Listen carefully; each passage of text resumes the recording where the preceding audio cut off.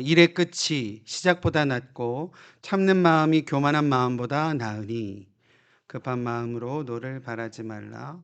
노는 우매한 자들의 품에 머무름이니라. 옛날이 오늘보다 나은 것이 어찌 미냐 하지 말라. 이렇게 묻는 것은 지혜가 아니니라. 지혜는 유산같이 아름답고 햇빛을 보는 자에게 유익이 되도다. 지혜의 그늘 아래 있음은 돈의 그늘 아래 있음과 같으나 지혜에 관한 지식이 더 유익함은 지혜가 그 지혜 있는 자를 살리기 때문이니라. 하나님께서 행하신 일을 보라. 하나님께서 굽게 하신 것을 누가 능히 곧게 하겠느냐. 형통한 날에는 같이 읽겠습니다. 형통한 날에는 기뻐하고 공고한 날에는 되돌아보라. 이 두 가지를 하나님이 병행하게 하사 사람이 그의 장래일을 능히 헤아려 알지 못하게 하셨느니라. 아멘. 할렐루야. 아멘. 새해가 밝았습니다. 해피 뉴 이어. 작년 송구영신 예배 기억해 보면 저희가 예배 처소가 아직 마련이 되지 않았어서 TJ에서 이렇게 잠깐 사무실에서 몇 분 이렇게 모이셔서 송구영신 예배 드렸던 것이 정말 엊그제 같은데 벌써 한 해가 다 지나갔고요. 2023년 한 해 동안 우리 각자에게 참 많은 일들이 있었음을 고백합니다. 아까 잠깐도 말씀드렸지만 예배 처소가 또 하나님의 은혜 가운데 잘 저희 가운데 인도되어졌고 또 뭐 교회뿐만 아니라 저희 각자에게도 참 많은 일들이 있으셨던 것 같습니다.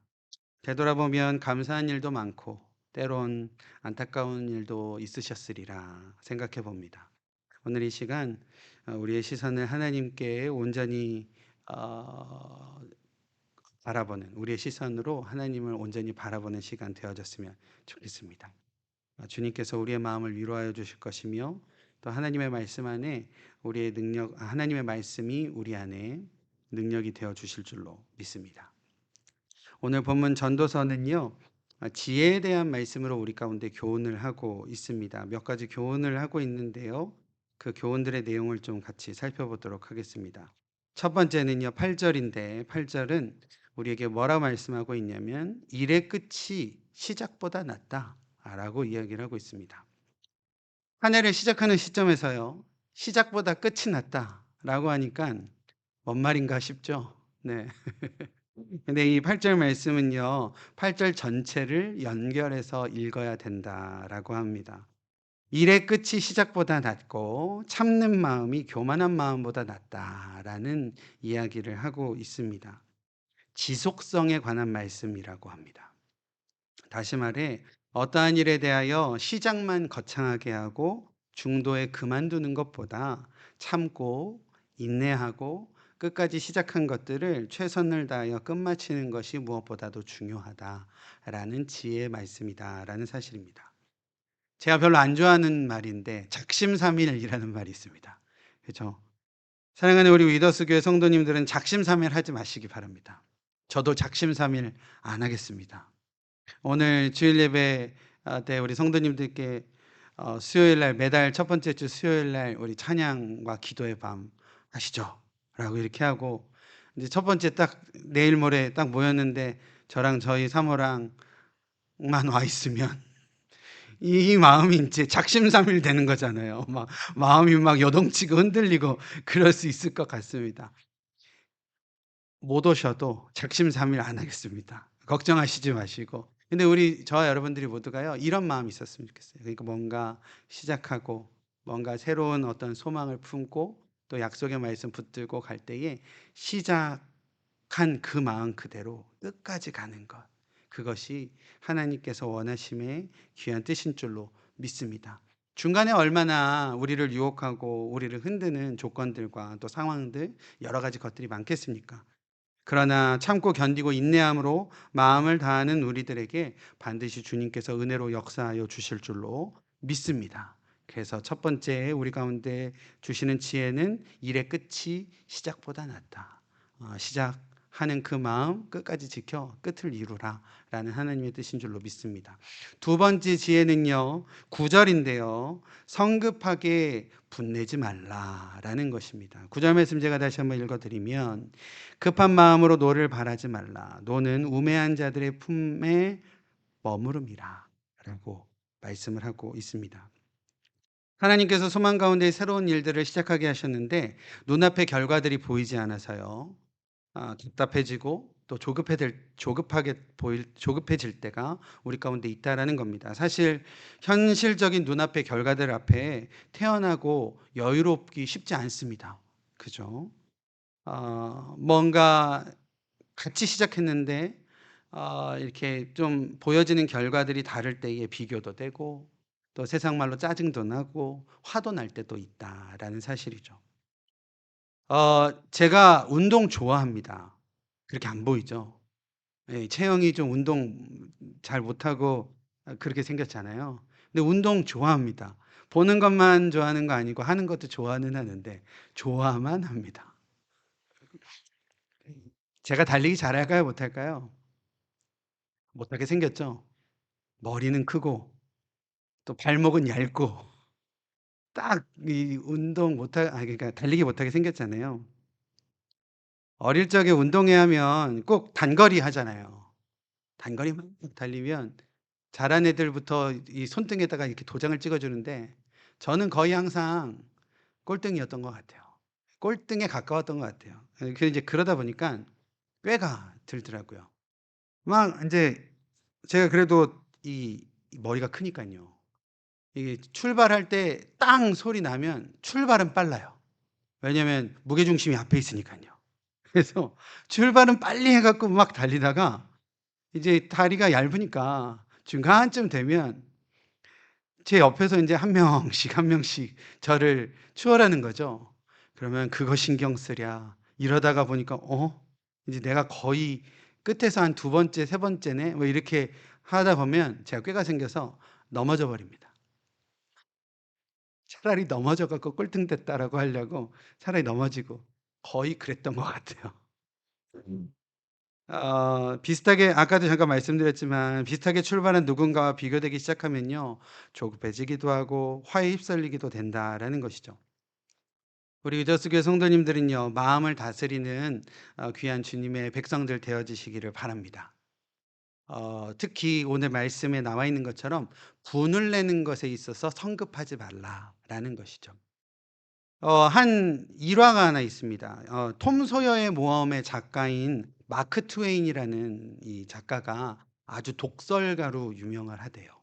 그러니까 뭔가 비평도 하고 이렇게 좀 아주 독설가로 유명한 사람인데 아주 불같은 다혈질의 사람이었다라고 합니다. 화가 나면요. 어느 누구도 말릴 수 없을 만큼의 그러한 이 마크 트웨인이었지만 분노가 막 끌어올랐을 때에 상대방을 맹렬히 이 비난하는 편지를 이렇게 쓰고 했대요. 이제 어떤 그 자신이 이제 비난하고 비평하는 누군가에게 막 인제 비난하는 편지를 쓰고 근데 이 마크 트웨인도요. 그 독설가도 이 뭐라 그럴까요? 분노 조절은 아니고 다혈질적인 그 사람도 이게 편지를 쓴 다음에 그거를 바로 안 보냈대요. 편지를 쓰고 곧장 붙이지 않고 사흘 동안 서랍에 이렇게 묵혀 이렇게 딱 넣어 놨다가 사흘이 지난 다음에도 내가 화가 풀리지 않고 뭔가 이렇게 비판할 것이 정리가 되지 않고 한다면 그때서야 편지를 보냈다라고 합니다. 그리고 그때 조금 자기가 수그러지고 인제 그 사람이 인정이 되고 또 용서가 되고 하면 그 편지는 보내지 않고 바로 폐기를 했다라는 그런 일화가 있습니다. 어떠한 경우에도요. 화를 내는 일에 성급하거나 우리 자신들의 감정을 통제하지 못하여 분을 발하는 것 이것은 절대로 성도로서의 선한 모습은 아니리라 생각을 해 봅니다. 제가 우리 위도스 교회 성도님들과 이렇게 좀 목양 같이 하면서 만나 뵀었을 때는 성급하게 분을 발하시는 분들은 없으신 것 같아요. 너무 감사합니다. 그러나 오늘 말씀에 주신 말씀대로 우리가 다시 한번 기억했으면 좋겠습니다. 누군가에 대하여 뭔가 비판하고 판단하고 할 때에 그러한 것들을 성급하게 하거나 또 분냄을 성급하게 하지 말라. 오늘 말씀에서는 그것이 우매한 자들의 마음에 머무르게 된다라는 것을 우리 가운데 말씀하고 있습니다.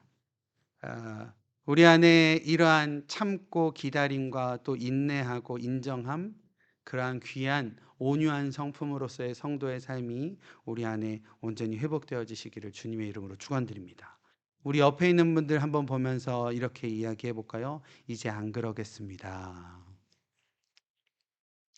네. 녹음하셨죠? 세 번째 우리 가운데 주시는 지혜는요. 과거에 집착을 하지 말라라는 겁니다. 10절 말씀 보면 옛날이 오늘보다 나은 것이 어찌미냐 하지 말라. 이렇게 묻는 것은 지혜가 아니니라라고 하고 있습니다. 우리에게 주어진 현재의 사명이 있는데 하나님께서 우리에게 현재라는 지금이라는 그리고 찰나 이 순간이라는 아주 소중한 사명을 주셨는데 그것을 잊어버리고 지나간 시절만을 생각하는 것이 나약하고 어리석음의 태도다라고 오늘 전도서의 기자는 우리 가운데 이야기를 하고 있습니다. 제가 골프를 아직 시작은 안 했어요. 근데 골프 치는 분들이 그런 얘기 하시더라고요. 버디나 이글 하면 그 다음 홀이 꼭 안 좋대요. 보기를 한대요. 그러니까 한번 잘 쳐서 마이너스가 되면 그 다음은 그 잘 친 거에 흥분되고 좋아서 그 다음 홀이 완전 제가 갑자기 비속어를 할 뻔했습니다. 망친다라는 거죠. 운동뿐이겠습니까? 운동뿐이겠습니까? 저도 이 볼링은 좋아하는데 볼링도요 스트라이크 많이 치고 오 잘 되네 잘 되네 그러다가 한번 이제는 훅을 한번 넣어봐야지 하고 확 돌렸다가 이렇게 옆에 뭐라 그래요? 비속어로는 똥창이라고 하는데 아무튼 거기로 쿵 빠져버립니다. 아무튼 뭔가 잘됨에 머물러 있으면 우리 안에 그런 것에 머물러 있으면 앞으로 전진하지 못한다라는 하나님의 말씀이 아닐까라는 생각해 봅니다. 운동뿐만 아니라 우리 인생도 다 마찬가지인 것 같습니다.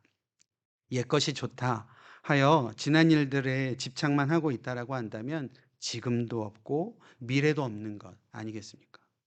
어, 요즘 정말 이 인공지능 과학이라고 하죠.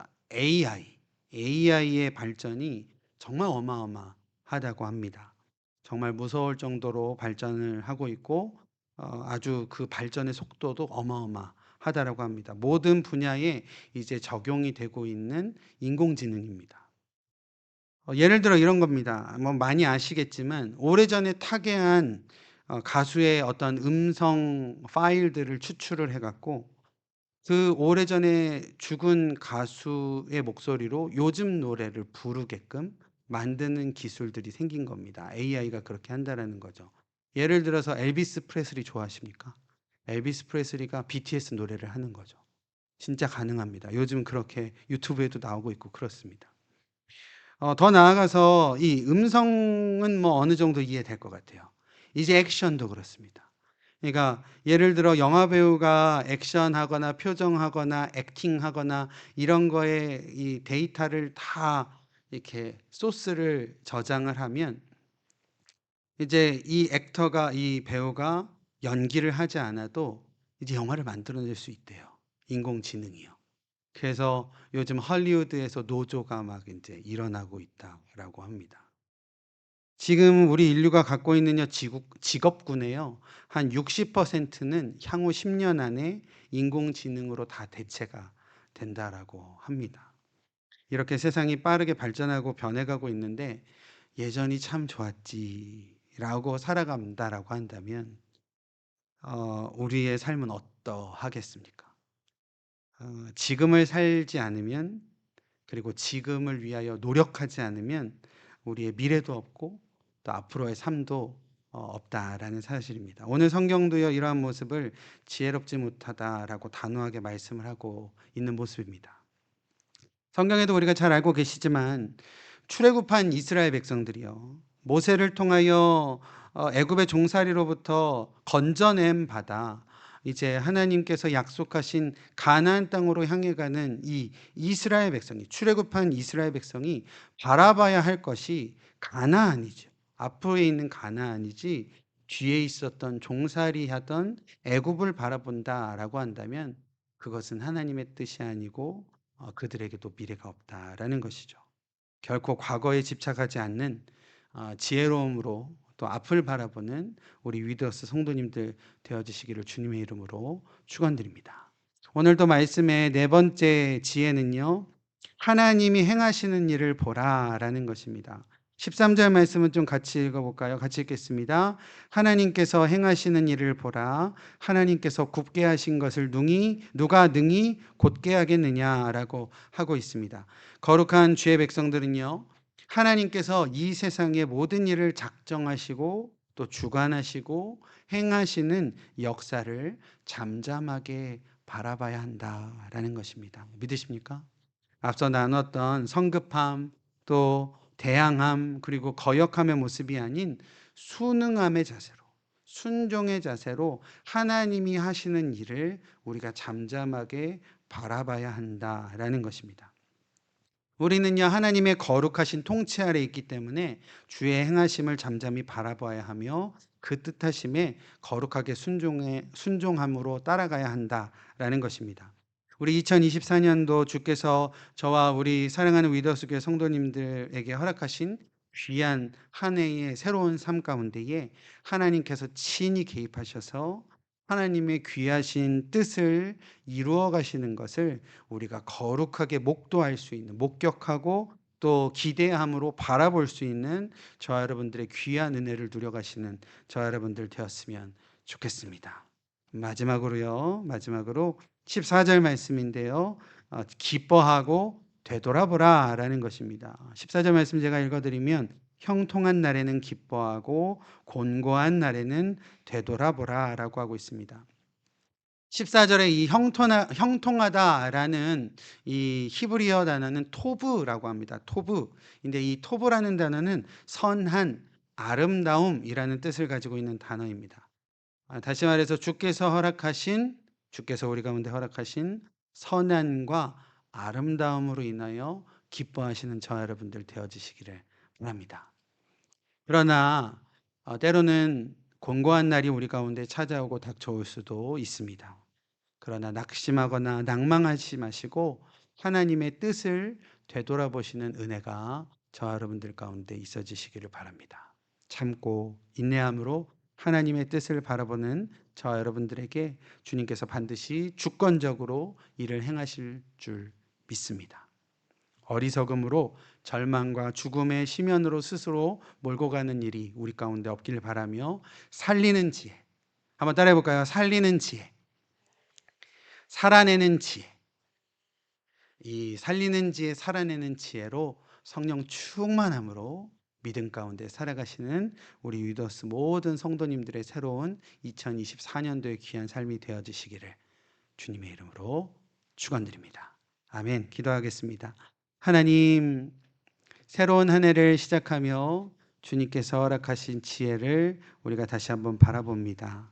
하나님, 늘 주님의 뜻하신 가운데 기뻐하게 하시고 또 주님께서 우리 가운데 베푸신 선하심과 아름다움을 기뻐하되 혹 우리 가운데 공고한 날이 있을지라도 하나님의 선하신 뜻을 바라보고 되돌아보며 또 그 가운데 하나님을 잠잠하게 바라보는, 하나님의 일하심을 묵묵하게 바라보는 순종의 삶을 우리 가운데 허락하여 주시옵소서. 성령께서 늘 함께하여 주시기를 원합니다. 감사드리며 예수님의 이름으로 기도드립니다.